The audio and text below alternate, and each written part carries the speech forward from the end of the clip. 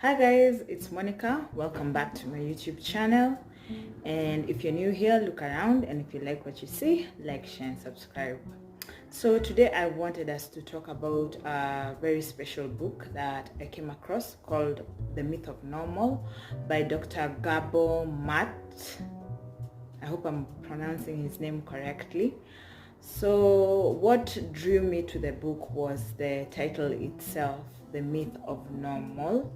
And there's something I've been feeling for quite some time, and I thought this book articulated it in the best possible way, and that is the dysfunction that is in our society today, like tolerance of bad governance, very toxic relationships, and just the things that we've deemed as normal, the things that we have normalized in our society that are very dysfunction and have contributed to creating a toxic culture. So just the title captivated me because I really did feel like, with the way the universe is right now, like, I don't know, man, the vibes are off. Yeah. So what I liked about this book is exploration of various topics. The first one being the link between disease and trauma and stress, how stress in our daily lives or trauma that was inflicted upon us, how it links to the kind of diseases that we get. For instance, there's a study that was done that that showed there's a particular type of women that are likely to get breast cancer. Women who are just are very suppress themselves and avoid conflict and just keep a lot to themselves and are not very expressive. Such women are likely to get breast cancer. And the other issue was he gave an analogy of a microorganism in a culture. It was like sort of a lab test. So a microorganism placed in a culture. So a culture is some sort of liquid that can either help that microorganism to either bloom and grow into a healthy organism, or if it's not a good culture, if the culture is toxic, that microorganism is tend to develop pathologies. So it's the same thing as the society we live in.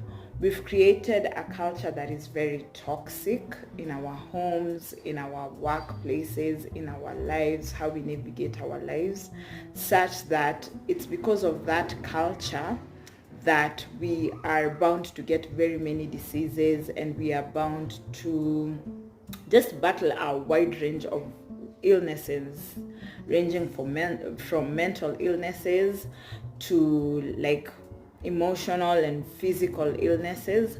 So it is directly contributed to the culture that we live in, and not to do with maybe genetics as people normally think.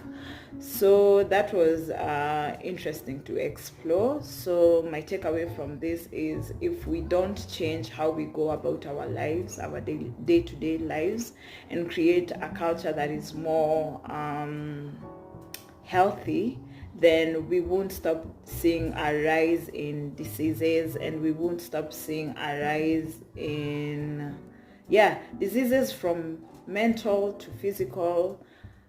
We have to change the way we live if we want to be healthier. Yes. So he goes also ahead and describes what trauma is. He says, in the simplest terms, it's not what happens to us, but what happens inside us as a result of what happened to us. So he categorizes trauma into two categories. There's the big traumas and there's the small traumas. The big traumas are things that can be seen by everyone: natural disasters, wars, etc. And the small traumas are the ones that he'd like us to pay attention to. And there are things that happen just around us, around the environment that we are in. For instance, someone who's speaking to you in harsh words, bullying maybe from peers, and also maybe you are starved of emotional connection by your parents while growing up. Those are small traumas. They're not things that are maybe visible to everyone, but you can feel them inside you, how they affected you. So he would like us to pay attention to the small traumas that happened to us. There are things that are they are easy to dismiss, but if you were to look at them, they really affected us in ways that we don't think that they did. Like if someone grew up in an environment where they were not shown affection, or they didn't have a lot of emotional connection with their parents, that is going to affect them when they grow up. They won't be well adjusted as adults for that reason only. And I think in our society we tend to like dismiss such things as ni vitu ndogo ndogo, but in the real sense that is what is happening.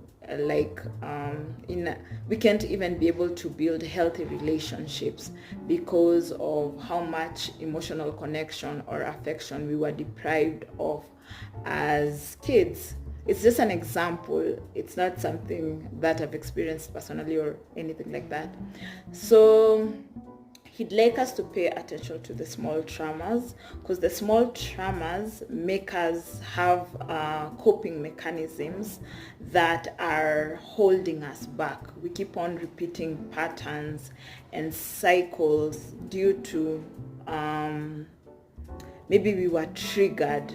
So until we are willing to work on those small traumas, the little things that we dismiss but that trigger us and are hurtful, and we've adopted maybe toxic coping mechanisms to deal with them, until we are willing to work through them, there's no way we can be able to build a healthy lifestyle for ourselves. We have to do the inner work to find out why we feel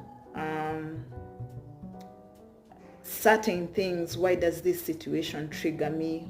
Why does this person trigger me? Until we are willing to work through all those, then we are just bound to create everlasting patterns, and we'll never really evolve to our highest and most authentic self. So we really have to pay attention to the small traumas that especially happened during our childhood. Yeah, and one of the ways I do it myself is I question everything that's going on within me. Like, why did I react like that to that particular situation? Why did I view it as such a threat? And by digging deeper and asking myself, why did I feel that? Why?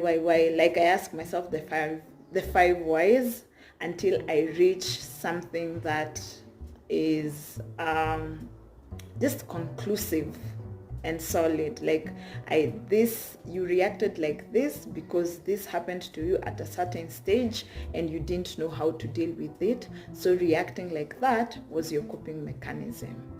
So he dwells a lot. I'm just skimming through some of the topics that he dwells in.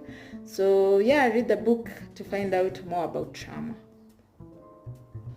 So the other topic that he delves in is the connection between attachment and authenticity, or the clash between attachment and authenticity. So attachment is how we relate to other people and make connections with them, and authenticity is basically who we truly, deeply are. So the two tend to clash a lot because someone will end up they'll abandon themselves in order to make maybe a connection with someone or gain a particular favor from a situation. You'll compromise who you are truly in order to be accepted by other people. And it's something that I face on a daily basis, the battle between who I really am and how I will be perceived. There is always a constant clash and struggle between those two. But what I tell myself is you can't please everyone. And if you are to evolve into all that you're meant to be, you have to be true to who you are. You have to be true to yourself. You can't wear a mask your whole life and expect to live a happy life. It doesn't work like that. Despite what you gained by forming connections and abandoning yourself, like at the end of the day, it's not really worth it. So you just rather stick to who you truly are, and you make connections that are authentic and not self-abandoning in order to please people, in order to maybe get approval from them. So it's a constant clash, and it's not something that I have perfected. But I do my best every day to show up as myself, no matter the situation. So the other thing that he talks about is how we go about turning boys into men, or how we go about the male gender. We've created such a toxic environment for men to grow up in, and we make them disconnected from themselves at the expense of being perceived as men. So they can't be as vulnerable as maybe they'd wish to be in society, because they will no longer be perceived as men. And we really need to change that and create a safe space for men to be all that they can be. It's not fair for one particular gender, any gender, to base all they are as humans based on their gender only. Like it's very limiting. I can't do this because I'm a man.